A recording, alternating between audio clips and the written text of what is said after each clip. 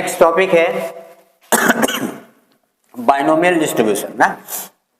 तो binomial distribution की बात करें तो अगर इफ हम लोग मान लेते हैं कि n जो है क्या है, इंडिपेंडेंट ट्रायल्स है, और स्मॉल p जो है प्रोबेबिलिटी है किसका, सक्सेस का, मतलब पॉजिटिव प्रोबेबिलिटी है, और q जो है प्रोबेबिलिटी है किसका, फेलियर का, मतलब निगेटिव प्रोबेबिलिटी।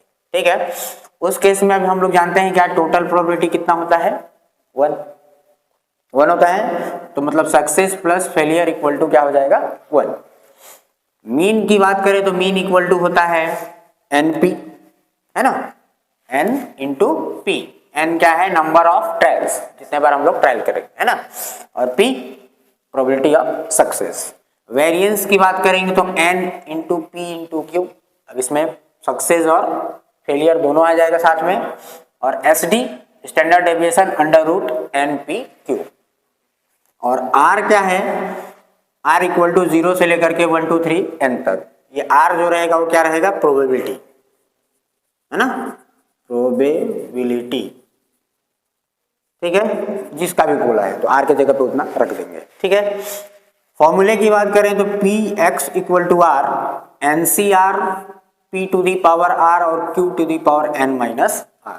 ये NCR क्या है, हम लोग NCR का फॉर्मूला भी जानते हैं, क्या होता है, फैक्टोरियल n अपॉन में फैक्टोरियल r और फैक्टोरियल n माइनस r, है ना। और एक और होता है NPR, उसका होता है फैक्टोरियल n अपॉन में factorial n minus r, commutation of permutation. ठीक है, एक हम लोग का इंडिविजुअल प्रोबेबिलिटी रहता है और एक कॉम्बिनेशन ग्रुप वाला जो प्रोबेबिलिटी रहता है उसका। ठीक है, तो यहाँ पे उससे हम लोग निकाल लेंगे, और ये कैलकुलेटर में भी डायरेक्ट इसका वैल्यू निकल जाता है। ठीक है, और P क्या है हम लोग का, पॉजिटिव प्रोबेबिलिटी, और Q निगेटिव प्रोबेबिलिटी, और R की वैल्यू जो जिसका भी प्रोबेबिलिटी हम लोग को निकालना है। बात करें हम लोग एप्लीकेशन का, ये क्वेश्चन में आ भी चुका है पेपर में कि एप्लीकेशन लिखिए, है ना, बाइनोमियल का। तो number of डिफेक्टिव्स in sample from production line, है ना, किसी भी प्रोडक्शन या फैक्ट्रीज में अगर हम लोग बात करें तो वहां पे डिफेक्टिव सैंपल को क्या करने के लिए, फाइंड करने के लिए, है ना, हम लोग इसका यूज कर सकते हैं बाइनोमियल डिस्ट्रीब्यूशन का। दूसरा बात करें तो estimation of reliability of system, है ना, कि जो सिस्टम है वो कितना रिलायबल है उसका एस्टिमेशन तैयार करने के लिए ना। फिर number of rounds fire from a gun hitting a target, है ना, टारगेट को हिट करने के लिए गन के द्वारा जो हम लोग नंबर ऑफ राउंड फायरिंग करेंगे उसके लिए। फिर लास्ट है रडार डिटेक्शन। रडार क्या होता है, रेडियो, है ना, डिटेक्शन एंड रेंजिंग। RA मतलब रेडियो, D मतलब डिटेक्शन, A मतलब एंड, और R मतलब रेंजिंग। ठीक है, इसी के थ्रू हम लोग किसी भी मूविंग टारगेट जो स्पेस में मूव करते रहता है टारगेट, उसको हम लोग क्या करते हैं, डिटेक्ट करते हैं। ठीक है, तो न्यूमेरिकल देख लेते हैं इसका। क्वेश्चन दिया है, क्या बोल रहा है कि the probability that a pen manufactured by a company will be defective 1/10 if 12 such pens are manufactured, find the probability that, first बोल रहा है एग्जैक्टली 2 विल बी डिफेक्टिव, है ना, और एटलीस्ट 2 विल बी डिफेक्टिव और नॉन विल बी डिफेक्टिव। तो सबसे पहले क्या दिया हुआ है, टोटल जो है n कितने दिया है, 12, है ना, टोटल कितना है 12। और डिफेक्टिव दे दिया है, मतलब एक प्रोबेबिलिटी हम लोग के पास दे दिया है, कौन सा हुआ, P की Q। तो डिफेक्टिव का ही तो हम लोग को निकालना है ना, हम लोग को किसका निकालना है, यहाँ ये नहीं देखना है कि डिफेक्टिव मतलब खराब हो रहा है, जिस चीज का पूछेगा वही पॉजिटिव हो गया, बात समझ में आ रहा है। ठीक, तो डिफेक्टिव मतलब P पॉजिटिव प्रोबेबिलिटी हुआ, क्योंकि उसी को हम लोग को फाइंड करना है, तो वो पॉजिटिव हो गया। अब जो डिफेक्टिव नहीं होगा वो इसके लिए निगेटिव प्रोबेबिलिटी होगा, मतलब कि स्मॉल q। ठीक है, कितना हो जाएगा 1/10 यानी कि 0.1। और टोटल हम लोग जानते हैं क्या, P plus Q equal to 1, तो Q इक्वल टू हो जाएगा 1 माइनस 0.1 यानी कि 0.9, ये हो गया Q। ठीक, अब क्या निकालते हैं इसमें, क्या आ गया, पहला वाला ना A, क्या बोला है, एग्जैक्टली 2 विल बी डिफेक्टिव। तो एग्जैक्टली 2 मतलब सिर्फ 2 का प्रोबेबिलिटी निकालना है ना। तो जो फॉर्मूला है उसमें क्या कर देना है, 2 रख देना है। फॉर्मूला क्या था, NCR P to the power R और Q to the power N minus R, ये फॉर्मूला था। तो R के जगह पे क्या 2 है ना, तो क्या हो जाएगा, N मतलब 12C2 और इनटू में P कितना है 0.1 टू दी पावर कितना 2 और Q यानी कि 0.9 to the power N minus R, N मतलब 12 माइनस 2। सॉल्व कर देते हैं, इसमें वो वाला फॉर्मूला लगा लेंगे पहला वाला है ना, तो वैसे भी बन जाएगा, या तो डायरेक्ट कैलसी में वहां रख देंगे तो भी बन जाएगा। तो फैक्टोरियल 12 अपॉन में फैक्टोरियल 2 और फैक्टोरियल 12 माइनस 2 इसको जब सॉल्व करेंगे तो कितना आता है, 0.1 के पावर 2 0.01 और 0.9 के पावर में हो जाएगा 10, तो ये कितना हो जाएगा 0.349, देख लेना को ना 0.349।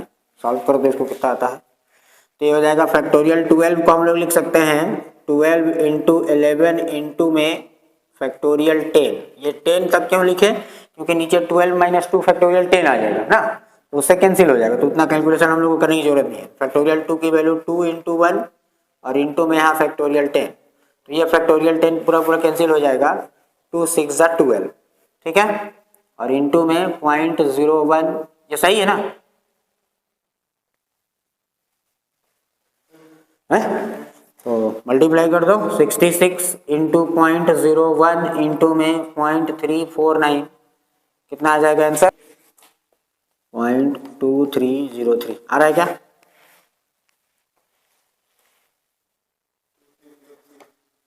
ठीक है ना। तो ये हो गया हम लोग का पहला वाला ना, एग्जैक्टली 2 विल बी डिफेक्टिव। अब बात करते हैं दूसरा वाला, क्या at least 2 will be defective. At least 2 मतलब कि कम से कम 2 तो डिफेक्टिव होगा ही होगा, उससे ज्यादा भी हो सकता है। तो करेंगे क्या इसमें, एटलीस्ट 2 विल बी डिफेक्टिव के लिए क्या हो जाएगा कि टोटल जो 1 है प्रोबेबिलिटी, उसमें से 0 प्रोबेबिलिटी वाले को और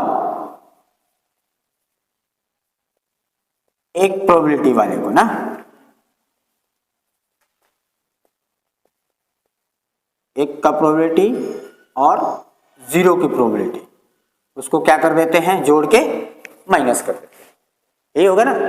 जैसे क्लास में बात करें हम लोग के पास कि 12 बच्चे हैं, तो 12 में से कह रहा है कि 2 बच्चे तो फेल होंगे ही होंगे कम से कम, है ना, तो क्या करना पड़ेगा, टोटल 12 है, टोटल 12 में से क्या कर देंगे कि 10 को घटा देंगे, जो निगेटिव वाला है। तो यहाँ पर पॉजिटिव बोल रहा है 2, तो 2 से क्या बचा निगेटिव, 0 और 1 बचा, 0 और 1 नहीं बचा ना, तो 0 और 1 को जोड़ के और टोटल में से घटा देंगे, ठीक है, क्लियर है। तब इसका मान कैसे रख लेंगे, तो 1 माइनस, फिर से इसकी वैल्यू रख देते हैं, तो NC0 मतलब क्या हो जाएगा 12C0 और P मतलब 0.1 टू दी पावर 0 और Q मतलब 0.9 to the power 12 plus 12C1 और P मतलब 0.1 टू दी पावर 1 और इंटू में Q 0.9 to the power 12 minus 1 यानी कि 11। ओके, अब इसको सॉल्व कर दो, सॉल्व कर दोगे कितना आ जाएगा 0.283, इसको मैच करना थोड़ा सा ना, कैलकुलेशन मिस्टेक भी रहता है बुक में, है ना, 0.377 0.377, तो इसको सॉल्व कर दोगे कितना आ जाएगा 0.34।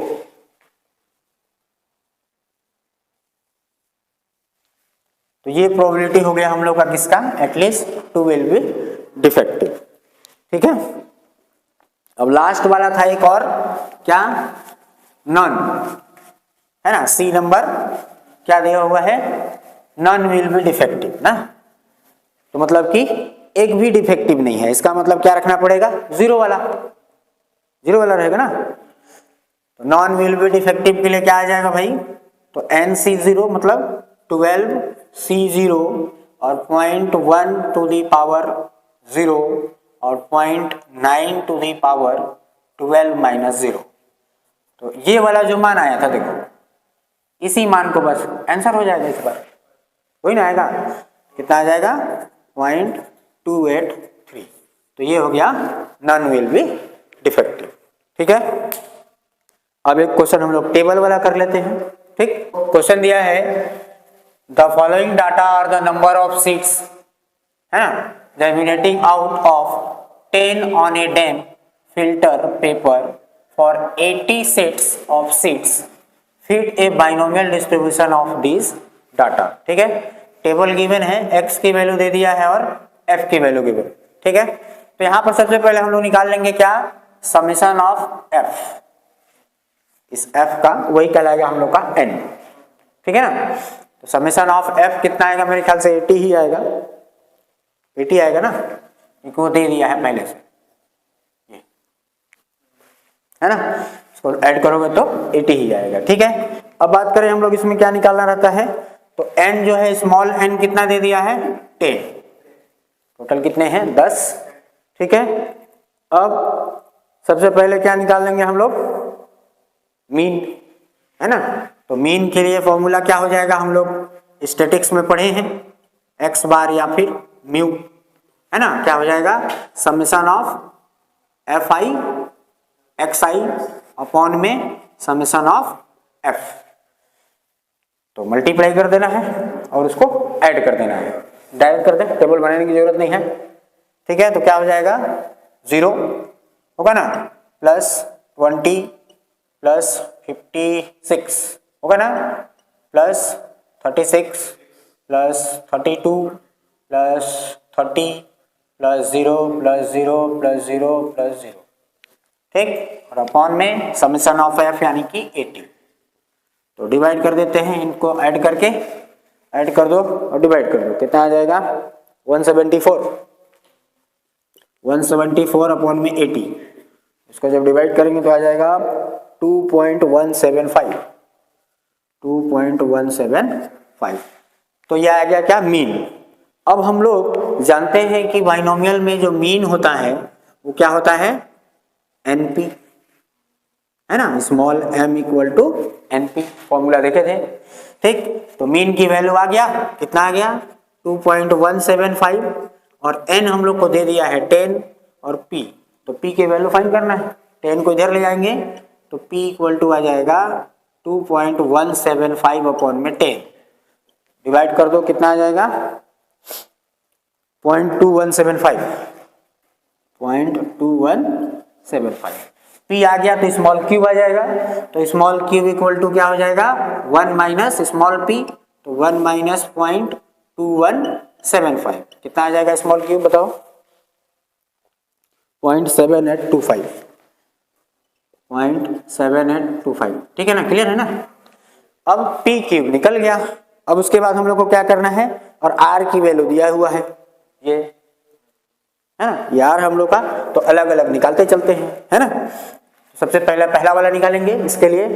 ठीक, तो इसमें अब एक चीज ध्यान रखना होगा कि साथ में ना जब फॉर्मूला लगेगा ना तो कौन सा लगेगा, कैपिटल N भी लगेगा। इसमें बात ये थी कि जब भी कंबाइन वाला ग्रुप वाला बात होगा तो उसमें फॉर्मूले में कैपिटल N भी आ जाएगा। मतलब जो हम लोग का फॉर्मूला था P of R equal to क्या हो जाएगा NCR into P to the power R Q to the power N minus R, साथ में कैपिटल N भी आ जाएगा। कैपिटल N की बात करेंगे तो वो कितना है 80 है, तो sभी टर्म के लिए अलग अलग, जैसे मान लो R इक्वल टू 0, पहला वाला 0 के लिए क्या निकलेगा N यानी कि 80 इंटू N यानी कि 10 और C0 और P यानी कि 0.2175 टू दी पावर 0 और Q कितना है 0.7825 to the power 10 minus R, मतलब 10 माइनस 0। इसको जब सॉल्व करोगे तो कितना आ जाएगा, पहला वाला 6.885, देखो एक बार ठीक है। सेम r इक्वल टू 1 के लिए है ना, तो r इक्वल टू 1 के लिए जब निकालेंगे इसके लिए, तो उसके लिए फॉर्मूला क्या हो जाएगा फिर से, तो 80 इंटू 10c1 और p यानी कि 0.2175 टू दी पावर 1 और q यानी कि 0.7825 और 10 माइनस 1 यानी कि 9। क्लियर है। इसका मान कितना आ जाएगा 19.1। देख लो एक बार, करेक्ट कर लो, 19.1 आ गया है, ठीक है ना। अब सेम अगला वैल्यू निकालना होगा तो क्या हो जाएगा, अगला वैल्यू के लिए यहीं पे चेंज करते जाते हैं, है ना। क्या हो जाएगा, r इक्वल टू 1 के लिए हो गया 2 के लिए, है ना। तो 2 के लिए क्या हो जाएगा, यहाँ पे 2 मिल जाएगा, यहाँ पे 2 आ जाएगा और यहाँ 10 माइनस 2 यानी कि 8 हो जाएगा। इसको जब सॉल्व करेंगे तो कितना मिलेगा 23 पॉइंट कितना 9413। ठीक है। सेम वैसे ही किसके लिए निकालेंगे, r इक्वल टू 3 के लिए, तो 3 वाले में क्या हो जाएगा, चेंज कर देंगे थोड़ा सा, ठीक। तो क्या मिल जाएगा हम लोग को, यहाँ पे 3, यहाँ भी 3 और यहाँ 10 माइनस 3 यानी कि 7 हो जाएगा होगा। इसको जब सॉल्व करेंगे r इक्वल टू 3 के लिए तो कितना आ जाएगा 17.74। ये कैलकुलेशन कर लेना है, कोई दिक्कत नहीं, एक बार बस कैलसी में इसको फिक्स कर लेना है और r की वैल्यू को चेंज करते जाना है ना। फिर सेम ऐसे ही r इक्वल टू 4 के लिए कितना आ जाएगा, यहाँ पे 4 हो जाएगा, है ना, यहाँ भी 4 और यहाँ हो जाएगा 6, है ना। तो 4 वाले के लिए वैल्यू आ जाएगा कितना 8.63।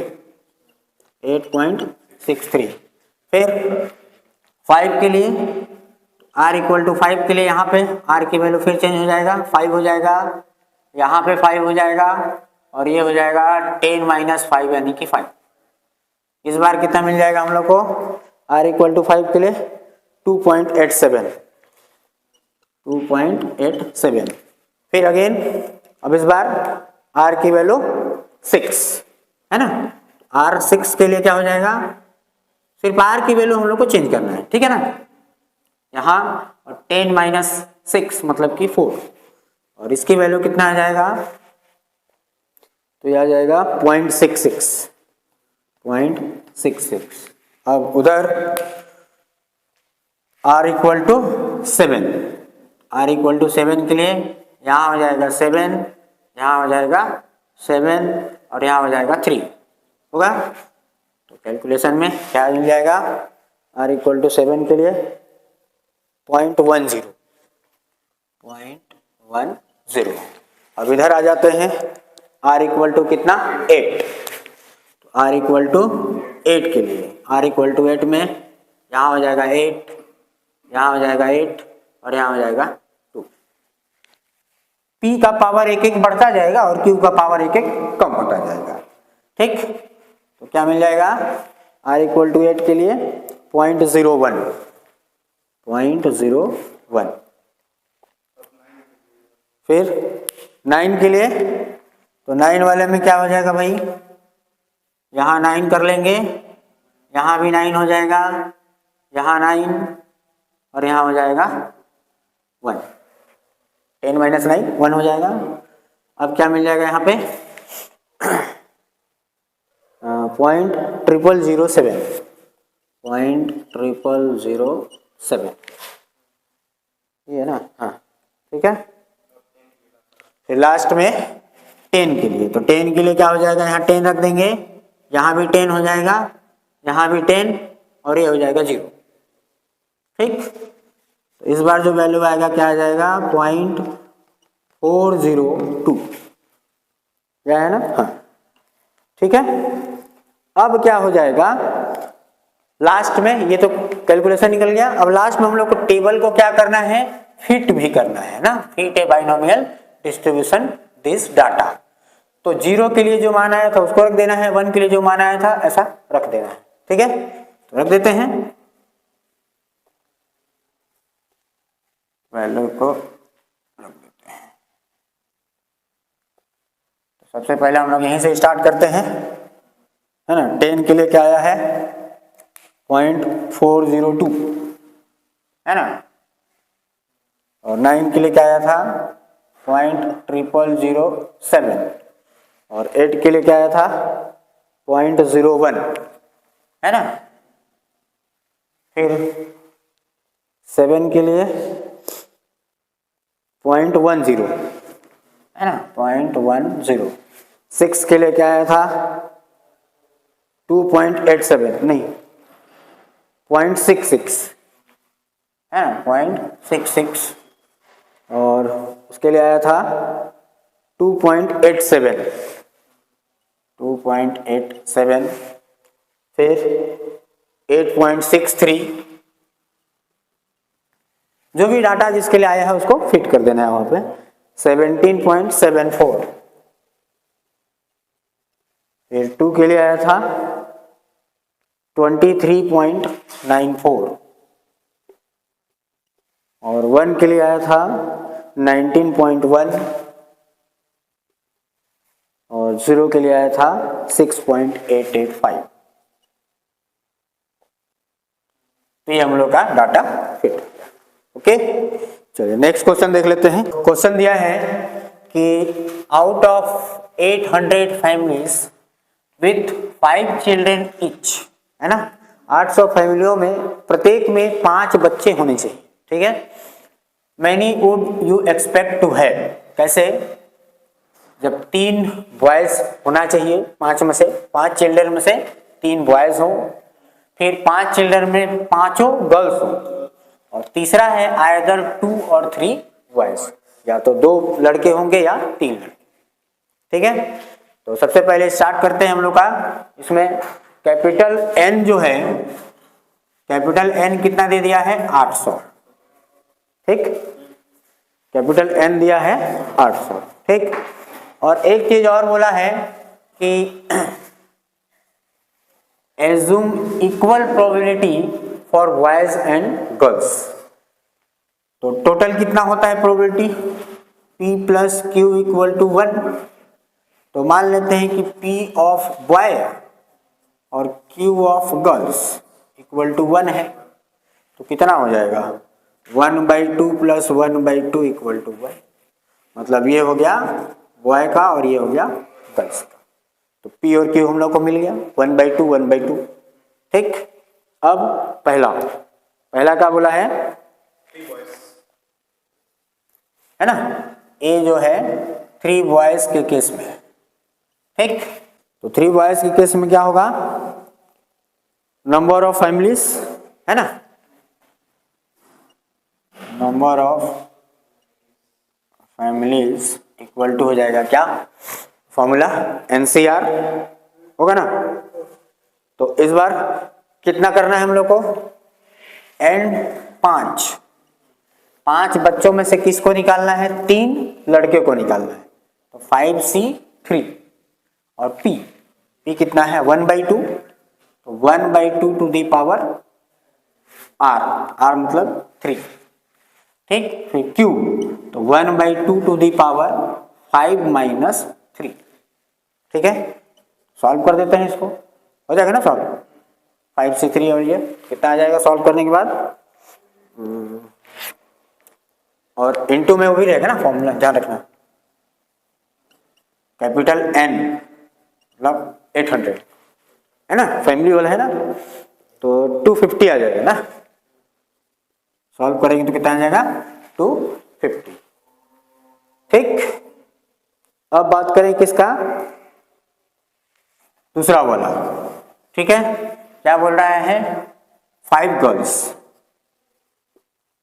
है ना। 5 गर्ल्स के केस में क्या हो जाएगा, बात करें हम लोग नंबर ऑफ फैमिलीज की, तो नंबर ऑफ फैमिलीज, तो फिर से वही 800 इंटू, अब इस बार 5C0 है कि नहीं, इसको अपने को सॉरी 5C5, R की वैल्यू क्या है 5 ना, 5C5 और P तो 1/2 टू दी पावर 5, और यहाँ 1/2 टू दी पावर 5 माइनस 5 तो 0 हो जाएगा, ठीक। अब इतने को सॉल्व कर देते हैं, 0 1 हो जाएगा, तो सॉल्व करोगे तो कितना मिल जाएगा 25, है ना, आंसर सही है, एक बार चेक कर लेना 25, ठीक है। अब लास्ट वाला जो सी नंबर है ना, सी नंबर क्या बोल रहा है, सी नंबर जो है आइदर 2 और 3 बॉयज, तो इसको कैसे निकालेंगे, 2 बॉयज और 3, है ना, तो इसके लिए नंबर ऑफ फैमिलीज क्या हो जाएगा, नंबर ऑफ फैमिलीज ये हो जाएगा टोटल, पहले 800 इंटू आइदर बोल रहा है, मतलब दोनों को पहले प्लस करना पड़ेगा ना हम लोग को, किसको किसको, 2 बॉय वाले को और 3 गर्ल्स वाले को, ऐसा लिख लेते हैं, क्या हो जाएगा 5c2 1/2 टू दी पावर 2 और 1/2 टू दी पावर 5 माइनस 2, और प्लस गर्ल्स के लिए, तो गर्ल्स के लिए क्या हो जाएगा 5c3, 3 लेना है तो 5c3 के लिए क्या हो जाएगा 1/2 टू दी पावर में हो जाएगा 3 और 1/2 टू दी पावर में 5 माइनस 3, अब इस पूरे को सॉल्व कर दो, है ना, तो कितना आ जाएगा 500,